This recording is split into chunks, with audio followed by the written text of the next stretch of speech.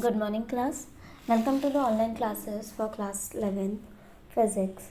In the previous classes, we have started the new chapter that is force and the laws of motion. In the previous class, we have seen what the force is. That is the external agent of any figure on the object is said to be the force. And we know that whenever the tension is present on the object, then it is said to be the force.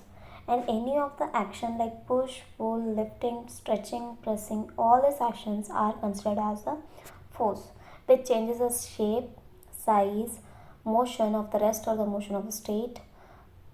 This all are the effects of the forces which we have learned, that it changes its size, shape, magnitude, direction, changes its acceleration also. So force is kind of an external effort which is produced on the body to change its direction, speed, change, size, shape, etc.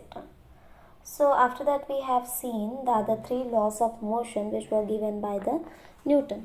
So Newton have given the three laws of motion, and we have also seen that the Galileo was the first one who told about the Galileo was the second one because Aristotle was telling about the laws of motion firstly, because external force, he told that external force is required to keep a body moving with uniform velocity. But what Galileo told, that it was wrong, and he proved that whenever the body have to be in motion, then this force acts in the direction opposite to the other force. So some force, external force, does not act on it. We are just giving a force which opposes the previous force, then only the body starts moving. So this was the Galileo's expression. So the Newton at last, by seeing these two, he told that the body, whenever it is moving, then the force is also considered, and some velocity accelerations are also there with the moving body. So he gave three laws of the motion of the body, that how they move and what are the rules with which they move. So what were the three laws of motion which we have learned? First, what is the first law of motion? Yes, it is the law which tells us that whenever a body changes its state of rest or the change of motion, then it is due to the force. Or we can say that to change its state of rest or change of state of motion, then external force should be applied on it. So this is the first law, that until or unless the external force is applied on a body, the body cannot change its state of rest or change of motion. This was the first law. And from the first law, we also said that the first law is also known as the inertial law, right? He told that the tendency of a body to remain in motion or remain in rest is said to be the inertia, right? It is the inertia of the body. From there, he told the inertia of rest as well as the inertia of motion. Because whenever a body is continues to be in the rest, and if we allow the body to move, then their body is already tending to be in the rest. So this point where it starts to move, being in the rest, then it is said to be the inertia of the rest. And when the body starts to come to rest, when it is a moving body, then it is said to be the inertia of motion. For example, we have seen that a coin placed on the paper and it is kept on the glass, then whenever we move the paper is in motion, but already the coin which was in rest is tended already to the rest position. But when we asked it to move suddenly, it been in the rest. So it placed, whenever we just ask the paper to move, the coin stay in the same position, but the paper move. So what we can say, that the tendency of the body is there to remain at the rest or to remain at the motion. So these tendencies said to be the inertia, right? And after that, we have seen the second law of motion. What is the second law of motion? Was that force depending on the, or it is directly proportional on the mass as well as the acceleration. That was the first expression given by the Newton's second law. And second expression was that the force is directly proportional to the rate of change of the momentum with respect to the time. This was the second law. And what was the third one? That every action has an equal and the opposite reaction. And this is one of the simplest reaction which everyone used to remember, that the equation, that every action has an equal and the opposite reaction. That is the Newton's third law, right? And in today's session, we are going to see the new topic, that is impulse, which is after the laws of motion itself. If you want to see your textbooks also, you can see after the Newton's law of motion, that is after second law, we used to get this impulse, and then the third law used to come. But I have given you already the three laws of motion in the first session, but now you will be learning about impulse. And in the next class, we will be seeing the numericals and the a whole topic we will cover it in 2 more classes, then the laws of motion will complete. Okay. And I already told you that try to complete it in 2 to 3 days, single chapter, so that at the last we can just solve the numericals. And I will be telling you to the points from where the numericals will be coming, and will be telling you which numericals are important also. So just note down the points which will be coming in your exams. Okay, I will be giving you at the last. So till 20, you have to complete all the chapters together, so that in the last 1 week we can just cover whole revision. Okay. So first we have learned that what is momentum, and before learning the second law of motion we have seen this topic that momentum is given by letter P, which is equals to the product of the mass and the velocity. So whenever a body is moving, we can say that every body has some mass, and when it moves with some velocity, that is known as the momentum. But it is linear momentum, because in the rotational motion you will see one more momentum, that is the angular momentum. So whenever the body starts moving, then it possesses direction as well as the magnitude, so it is said to be the velocity, and every body has its own mass, so it is said to be the mass into velocity. So this is the formula for the momentum. Similarly, we have seen that in the second law of motion that force is directly proportional to the rate of change of momentum. We have seen that P is equals to mv. Now we can say that P is directly proportional to m also and directly proportional to v also. So we can say that if the body's mass is too large, then its momentum is also large. If velocity is too large, then also momentum is large. So any of the value m or v, any of the value increases, since the momentum is directly proportional to both. So we can say that P will increase with the both increasing values. Similarly, if you take out the other value, that P is equals to mv, if you have to take out the value of m, then what is the value of m? That is P upon v. And if you take out the value of v, then what is the value of v? It is P by m. So what we can say here, that v is inversely proportional to m, or m is inversely proportional to v. So we can say that velocity and mass are inversely proportional, right? If you see an example in the daily life, you can know it, that if you have to throw a ball, and if you take a hollow ball, that is a plastic ball, and if you have to throw it, then you just throw it very easily, right? And it moves with the greatest velocity other than we have accepted to it. So we can say that the velocity which we have exerted, but the ball moves with more than that. How can we say this? Because we know that whenever we throw a simple ball which is less in mass, it will move with more velocity. And if we will give you a metallic sphere with heavy mass, then we used to throw it with some velocity, but it will move in less velocity. What does it mean? That if a body's mass is large, then velocity is less, and when the body's mass is low, then the velocity will be more, then it will move with more velocity, we can say. So whenever the mass increases, then the velocity of that body decreases, and if the velocity increases, then mass decreases. Both are inversely proportional to each other, but they together tells us about the momentum, right? So easiest one is, if you have to throw some heavy objects, then the momentum will be also more, but velocity will decrease, because mass is heavy, so momentum will be more, but the velocity will be less, because mass and velocity are inversely proportional, right? So here are the two examples are given, that bus can have a large momentum even it is moving very slowly. Why? Because see, P is equals to mv. Now we say that the mass of the bus is heavy, and if it moves with less velocity, then also this together multiply, then the value of P will also be increased, no? Because already the mass is greater, so the value of m will also be greater. So if you think that, let it be the 50 kg object you are taking, and it is moving with velocity 5 km per hour, then what we can say, that the velocity of this together will be 250, right? The velocity and the mass will together tell us the momentum. So the momentum's value will be 250 kg meter per second.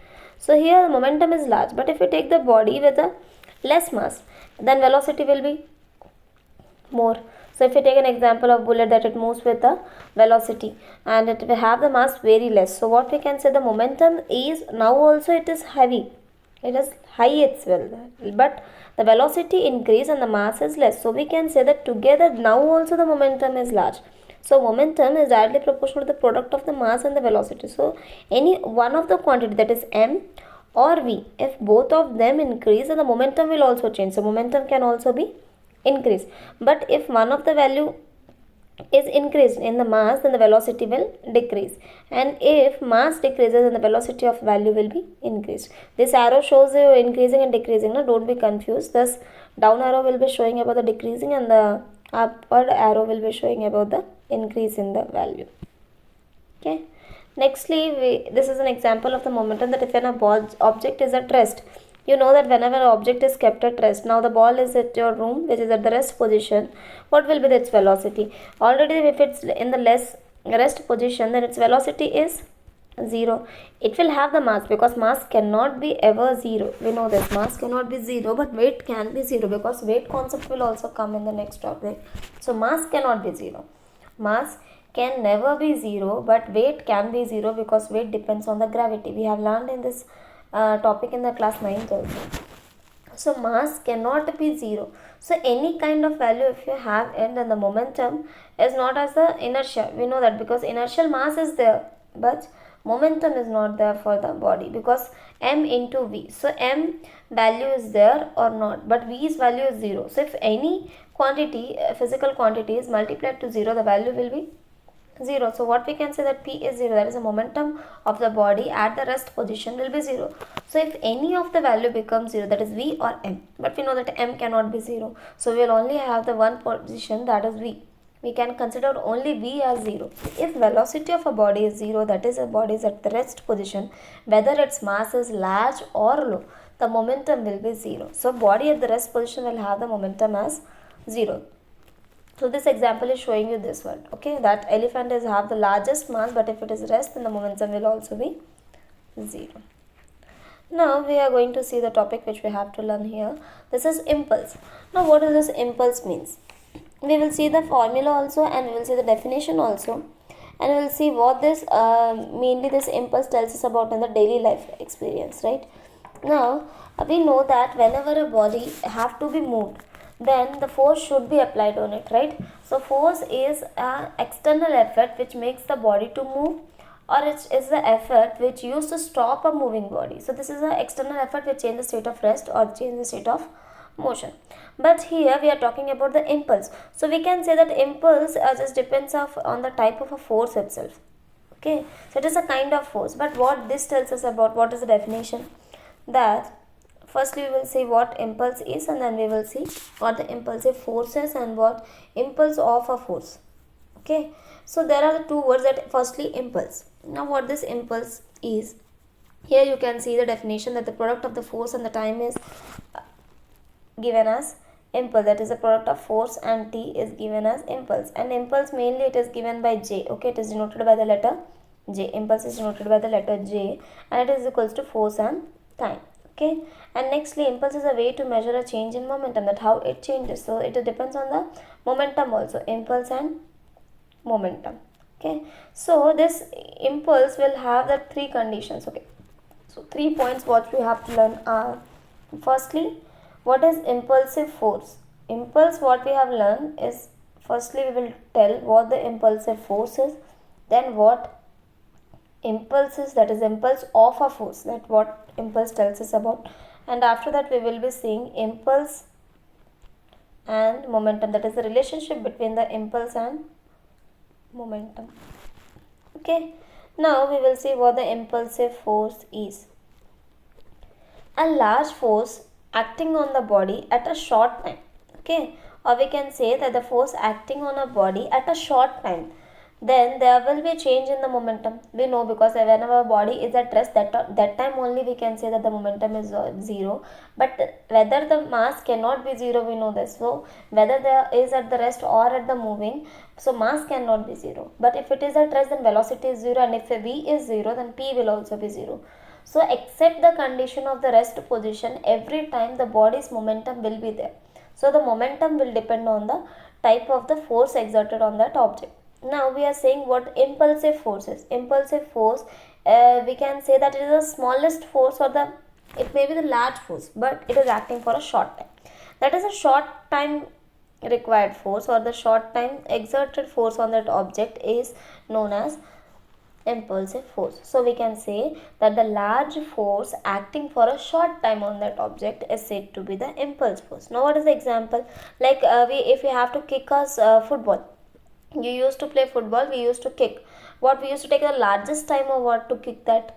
But if we have to move some object, push or pull, lifting, stretching, twisting or compressing, this all are the actions of the force. So if we have to this kind of actions, then what we need a time, because if we give the time to that object, then only we can do the force, or we can exert the force on the object to change its state of rest or change the state of motion. But what we are talking about, that if we have to exert a large force, now we are exerting a force of large value itself, but it is for a short time, that we are applying this force for a short time, then only it will be said as the impulsive force. Like if you have to kick a football, then we just used to kick that in seconds, right?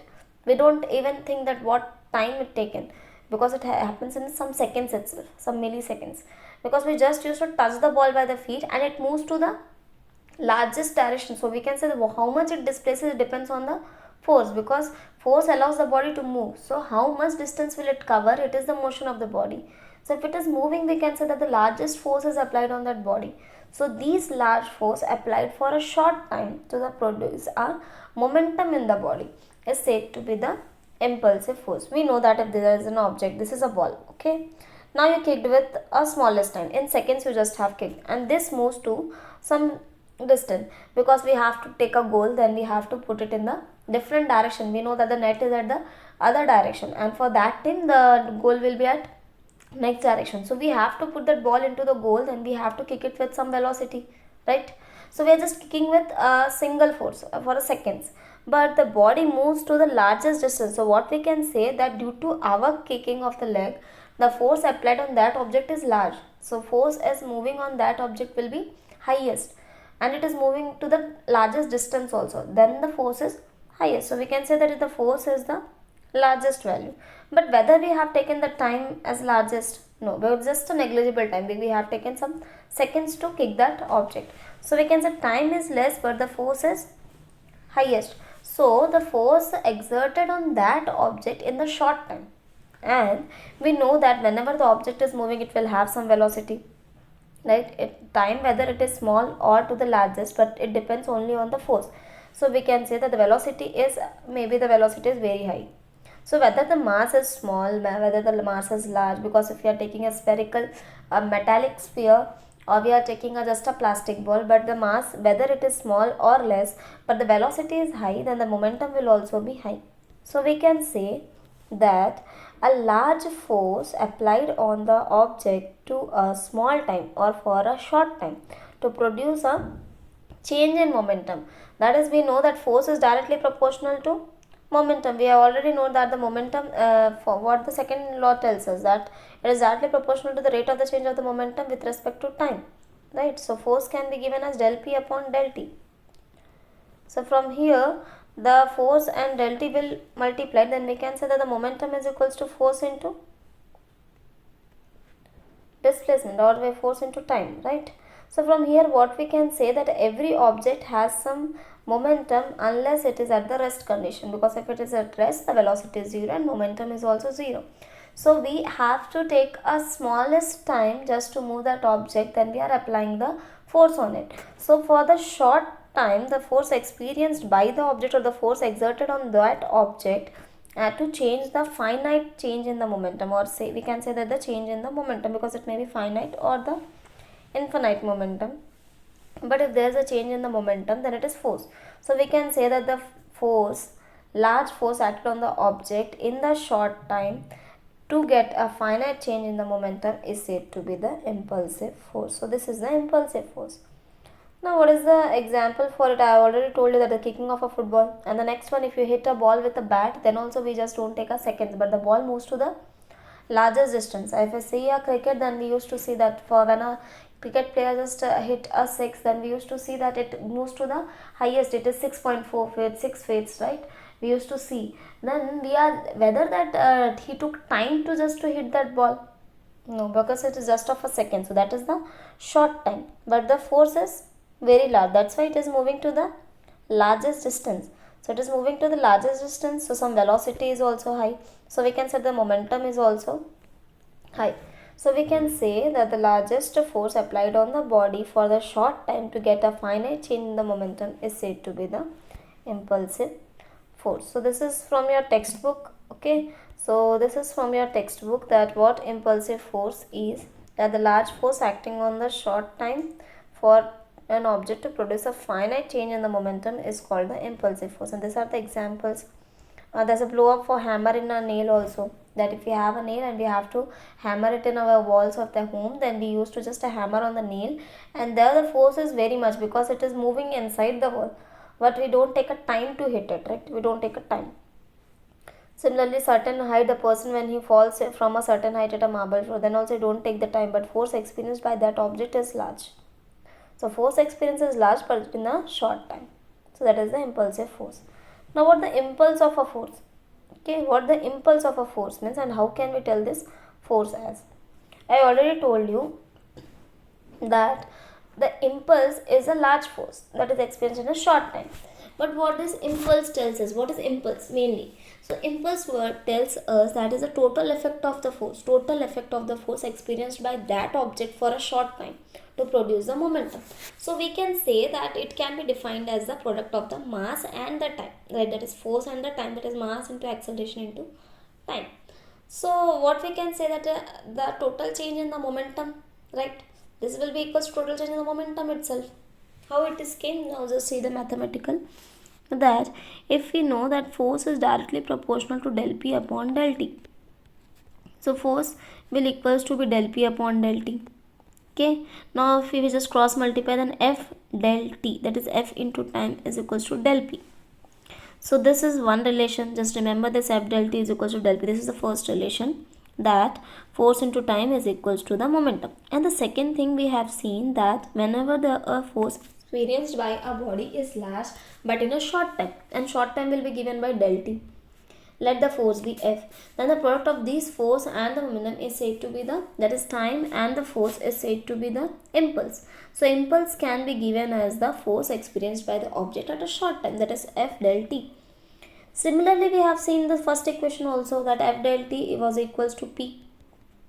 So what we can say this from two equations, that impulse is equals to F into T, which was also equals to the momentum, right? So these three are together equals to each other, that is impulse is equals to the force into time duration, it equals to the total change in the momentum, because we know that impulse is a force that acts on the body for a short time to give a finite change in the momentum. So this impulse is defined as a product of the force and the time for which it acts. So it is equals to the momentum also. Okay. Now impulse was given by the letter J. If we take the instantaneous, then dj is equals to F dt. Right. Now if we change the body's force from time from t1 to t2, then what will be the value? J will be is equals to F t2 minus t1. This t2 minus t1 will be given by del t. So it is F del t. Okay, this is F del t, which we have already given the formula. Nextly, we are seeing the impulse momentum theorem. This is an important one, that is impulse momentum theorem. So we have seen that F is directly proportional to dp del p by dt, or dp by dt, that is instantaneous or the average momentum. Then dp was equals to F dt. Now if we take the time 0 to t and F is at constant, then dt, and on integrating it will be t minus 0, that is t. And we know that p is changing from p1 to p2, then p2 minus p1 is equals to ft.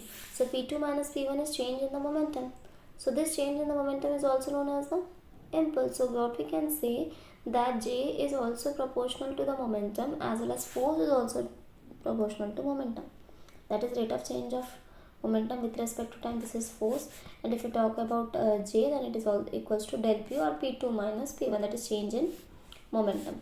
So this is the value of the impulse and the momentum. So this relation between the momentum and the impulse of a force is said to be the impulse momentum theorem. So this is the relationship which we have already told, that del J is equals to del P or P2 minus P1. So impulse is a force is equals to the total change in the momentum produced by that force on the object, but this impulse is just for a short time. Okay, just for a short time. So before going to the numericals, just here are the examples that what we can say about the impulsive force. If a cricket player, we are talking about a cricket player, that is about the impulsive force. Okay, we have seen that examples for impulsive force, that when a cricket player just hit a ball for a second and the ball moved to the highest distance, that it experiences the largest force. But here we are talking about the impulse of a force, or the application where this impulse acts. Now we know that whenever the bowler, when batsman already hit the ball, now the bowler is ready to catch the ball. What he used to do, when he catch, he just move his hands backwards, right?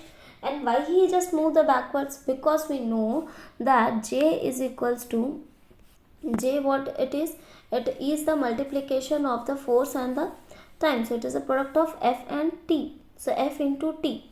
Now J is equals to F into T. So it is inversely, so it is directly proportional to F as well as T, right? It is directly proportional to F as well as a T. So what we can say, that J is equals to F into T. So if F increases, then impulse also increases, right? So if a ball is made to move with the highest force, then the impulse is also increased. Now it will hurt him, na? Because if he catches the ball, then it will hurt him. Then how can he just make the hurt less? So to down the hurting of his hurting nature onto the hand or to the leg, what he will do, he will extend the time, because if force increases, then he will be hurted. So the other option is to increase the time. So he just move his hand backward so that the ball can take more time to come to him. Okay, you don't say now this, that Virat used to go backwards just to catch the ball where it is going. So it is on the direction, it depends on the direction. But we are talking about the impulse, because just to increase the rate of time, he just move his hands backwards. It is depends on the direction also, that he will run backward and take the ball catch. But for taking the catch, he is just moving his hand backwards just to increase the time. If time is increased, then also the impulse is increased. So if the force increases, then also the impulse is increased. But if we increase the force, it will hurt us. So he will increase the time. So this is the reason, when the ball is hit by the batsman, then what the bowler will do, he will increase the time of catch. And due to this, the force exerted on the hand becomes much smaller and it does not hurt him. Similarly, whenever someone hit us with a ball, then it will hurt us. But when we used to catch it, we take a time and we just increase the time of catching, then it is not hurted to us. So we can say that to get and not get affected by the force, we have to increase the time. Okay, so this is the example for the impulse. Now these are the formulas that we have used, that J is equals to F into T, and these F into T will also be equals to P. So P can also be equals to J, or P2 minus P1 is equals to J, right? This all are just the examples of the formulas that how we are going to use. So we can just use these formulas in the question, because only formulas are J is equals to F into T, and on the place of the F we can write it as P upon T. So P, T and T will be cancelled, so J will be equals to P itself, and this P is equals to mv minus mu. So it can be written as mv minus u. So these are the formulas. So if you see the textbook, don't be confused. The only formula is impulse is equals to force into time. That is the force required to change the momentum, but in a short time. So now just see the numericals of a textbook. A batsman hits back a ball straight in the direction of a bowler without changing its initial speed. What does it mean? That a batsman just hit a back, right, but it's straight in the direction of the bowler. Now he is not running to catch the ball, okay, just he hit it in the same direction where the bowler is standing. So here it is given that without changing its initial speed, so the ball coming with the speed and he hit the ball, then the speed is same, so initial speed is not changed, and the speed is of 12 meter per second. This is the velocity. And the next thing, the mass of the ball is given by 0.15 kg. So determine the impulse imparted to the ball. Now we have to calculate what the force, or what the impulsive force acting on that object. We know that J is equals to F into T. But whether the time is given here? No. Whether the mass is given? Yes. Mass into acceleration we can use instead of F. But here the mass is also not given. Mass is given but acceleration is not given. So if you use P by T, momentum can be found with the help of the mass and the velocity. So P can be used. And now what is P? mv minus mu. Change in the P will be given by mv minus mu. So if we take the common, v minus u will be there, right? So here it is say that without changing its speed, so the final as well as initial velocity will be the same. So v and u will be of 12 meter per second itself. So what is the value of m? That is 0.15 kg. What is the value of v and u? It is the minus 12 meter per second for v. That is final velocity is given for the minus n. What is the tell? That impulse from the batsman to the bowler direction will be changing. So it will be minus 12 and u is already 12. So minus 12 into 0.15. What it will be? Minus 24 into 0.15. So 15 into 24 is given by 3600, but upon 100, so it is 3.6 Newton. It is negative, so the force will be in the direction opposite to which the batsman hit the ball. Okay. So see the second question, that the cricket ball of a mass is 150 gram moving with a velocity of air.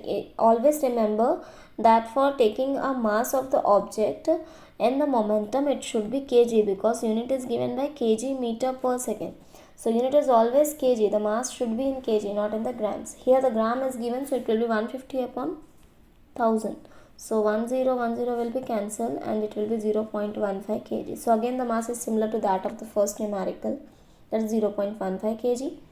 Now it's moving with the velocity of 15 meter per second. Since it is moving, so it is its initial velocity, that is u is equals to 15 meter per second. And secondly, it is brought to the rest, so v will be 0. Whenever the bodies come to rest, then v will be 0 and u is given by 0.15 kg. And now it is given that it is given the rest by 0.05 seconds, that t is also given by 0.05 seconds. And now calculate the impulse and the average force exerted by the player. Remember, it is the average or the net force, that is the force. Impulse is always the product of the average force and the time. Remember it, okay? That the force we were taking in the J is equals to F into T. This F is the average force itself or the net force. Both the forces are same, okay? Don't be confused. This force is average or the net force itself.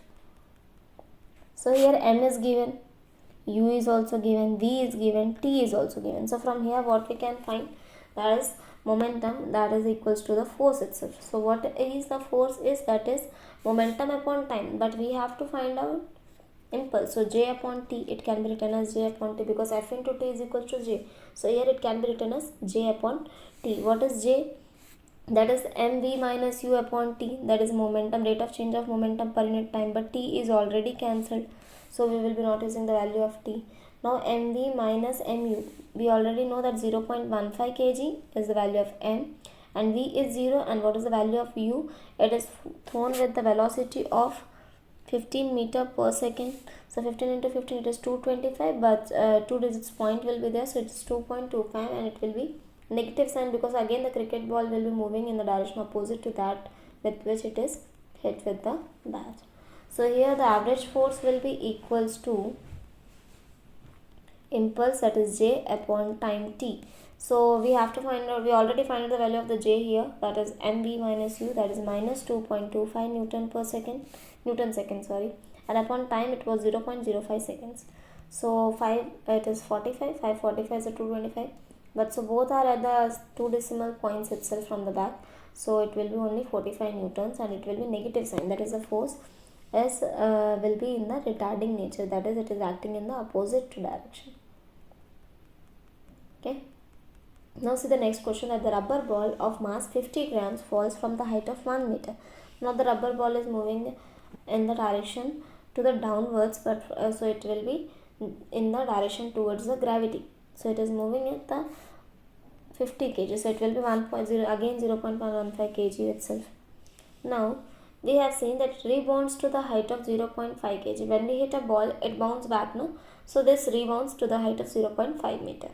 Now find the impulse and the average force. We have to find both, that is impulse also and the average force. Remember that we are talking about the height, so here we will be taking about the displacement S. Okay, or we can use the free falling body equation of motions also, that is v is equals to u plus at, is given by v is equals to u plus gt.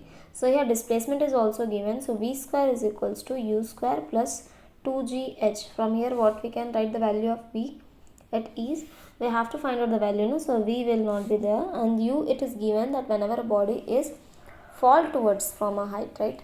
Fall towards the gravity from a height. So it will have the initial velocity as 0. So u will be 0, but it will have some final velocity which we have to find. And value of g is always 9.8 meter per second square. And value of h is, it is fall from the 1 meter. So what is the value? That is 2 into 9.8, that 19.6. So value of v will be under root v square is 19.6. So the value of v will be under root 19.6 meter per second. Now again the rebound velocity is also there, right? Rebound height is given, the velocity is not given. So here also we have to find out the same thing, that v square is equals to u square plus 2gh. Now it is given that the velocity of the body will rebound. Now what does rebound means? It is coming to the upward direction. So on coming upward direction, it will have its final velocity at 0, but u will be there. So v is 0, but u will be there. And for 2gh, it will 2 into 9.8, and it is moving against the direction of gravity, so it will be minus 9.8. And what the height? It is rebound with the height of 0.5 meter. So it will be 19.6 half, that is 9.8. So u square is equals to 9.8, but is under root 9.8. Now we have to find out the impulse. What impulse is change in the momentum? That is m2 minus p2 minus p1. So it will be mv minus mu. But both the momentums are in the opposite direction, because the rebound velocity will be of the negative direction. So minus mu will be plus mu. And we know that m is common, so we will be taking m is common, that is 0.15 kg, that is 0.05 kg. 50 upon 1000, that is 0.05 kg. So m will be 0.05. And v plus u, that is 19.6 plus under root 9.8. So here the value of 19.6 is 4.427, and value of 9.8 is 3.3130. So on adding this and dividing it by the 0.5, we'll get the value of the impulse. And what is the value of the average force? It will be the ratio of the impulse and the time. So on dividing impulse and time, we will get the average force also. Now don't be confused for the values of the root, because we will be getting the values in the questions in the MCQs itself. That if some unknown value is given, that it can be using the value in the bracket. Now the next question, while launching a rocket of mass 2 into 10 to the power 4 kg, a force 5 into 10 to the power 5 Newton is applied in 20 seconds. So force is given here, right? Force is given that 5 into 10 to the power 5 Newton is applied on the body for 20 seconds. So 20 seconds is the shortest time.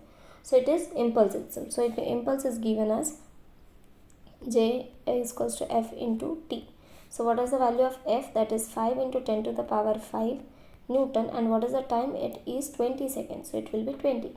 But this J is also equals to momentum. So what is momentum here? That is mv minus u. So it is already launched. So velocity of u will be 0. So it is moving with some velocity v. So it will be equal to 2 into 10 to the power 4. That is 2 into 10 to the power 4 was the mass of the ball. And v minus u, u is 0. So it is only v.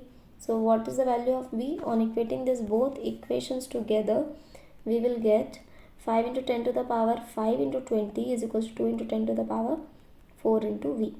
So 5 into 10 to the power 5 into 20 is equals to 2 into 10 to the power 4 v. So this will be divided that side. So it will be v is equals to 5 into 10 to the power 5 into 20 upon 2 into 10 to the power 4. So it is 2 tens are 20. It's 50. And when this 4 moves upwards and 5 minus 4, it will be 1. So 50 into it will be 500 meter per second.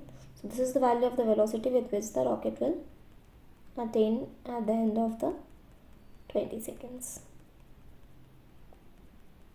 Next question, a machine gun fires a ball of mass 40 gram with speed of 1200 meter per second. Here again we have to divide it by the 1000 so that we can get the mass in kg. And here force is given, that is 144 Newton.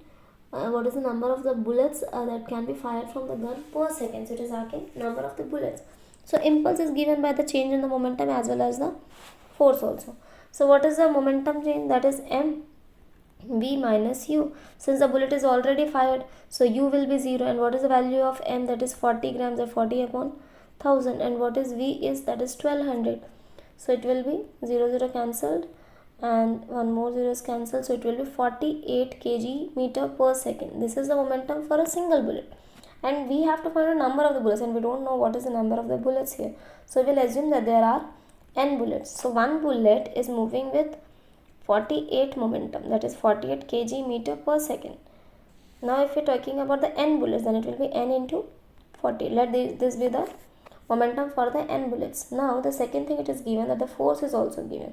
So force will be the impulse, because impulsive force is given because it is moving with a short time. So it is 144 Newton. So J is 144 Newton into time.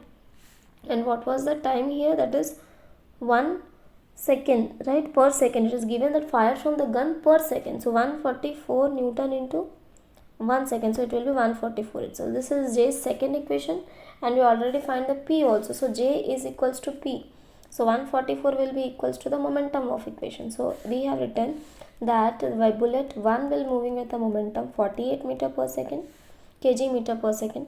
And now it is having the n bullets, so n into 48 will be equals to the impulsive force, that is 144. So what is the value of n? That is 144 upon 48. So 48 3s are 144. So what are the number of the bullets? That is 3 bullets are there, which will be moving in a per second with some velocity. Got it? So this were the numericals related to the impulse. If you have any more queries regarding this topic, then you can just ask me, and we will be solving the numericals afterwards also. So don't be tensed about the chapters or the portion, because I will be telling you what type of questions will be coming in our exams, and we will be practicing the numericals also, MCQs also, that how we have to solve. Okay, so in the next topic we will be seeing some more. It will take 2 to 3 days, because we have to see some numericals regarding how we have to solve through the conservation of linear momentum is there, before collision, after collision, and apparent weight of the lift weighting is there, and weight and mass concept will also come, and the tension will also be there. So this together, there are 4 topics after this, which we will be completing in 2 to 3 classes. Okay, 2 classes we have to complete it. So thank you class. Try to solve all these questions together, and I am giving you both because I am making the PPT for you also, so that you can see the definition and the diagram, and from the book itself, because so that you can go through the home also. In home you can go through the book even, so that you can get more revised with the topics, and will be better to get more knowledge through these topics, right? So try to make the self study so that you can understand the numericals and the topics better. So thank you class.